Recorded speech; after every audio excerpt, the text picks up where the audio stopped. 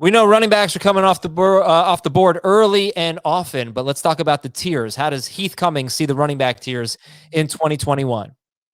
Well, I know he thinks Christian McCaffrey is tier 1 and Dalvin Cook is tier 2. So, we didn't really talk too much about that on the full-length episode of Fantasy Football Today, Heath, but let me ask you this. In a salary cap league and a $200 budget, give me some prices for McCaffrey and Cook, and then for RB3, whoever that might be. A $200 budget. Yes. In full PPR.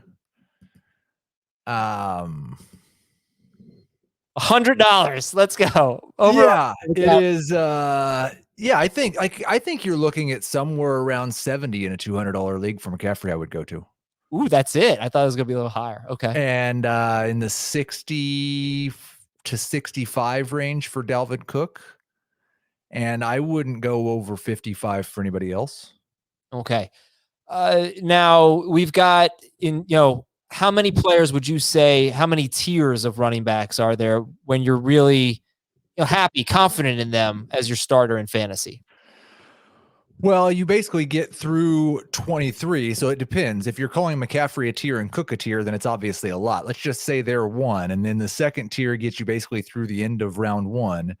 Third tier is the early round 2 or full round 2 guys for me. So I would say there's four tiers of running backs that I feel good about them as drafting them as starting running backs. Now, there's a bunch of guys behind that will be running backs or that I feel okay with my team, but I just don't want to draft them as starters.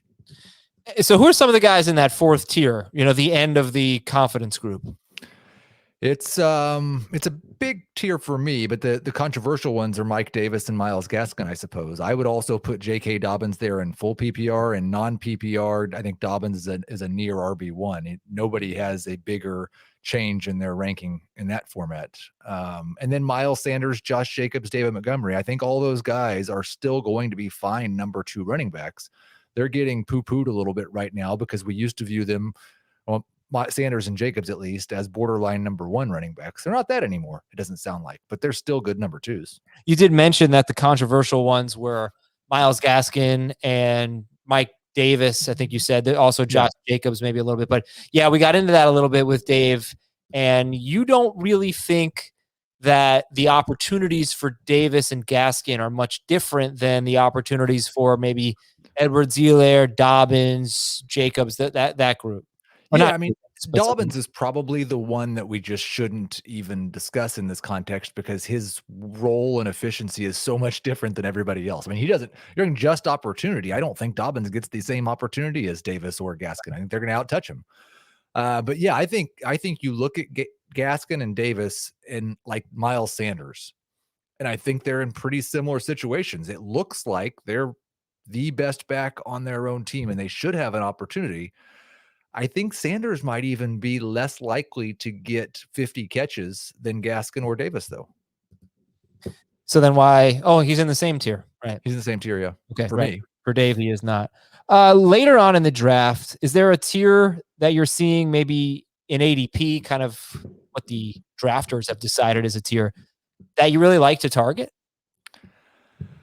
I like the Trey Sermon / Raheem Mostert section because I actually prefer Sermon to Michael Carter and Javonte Williams just because I think none of those 3 I believe are very likely to get 15 touches a game very easily.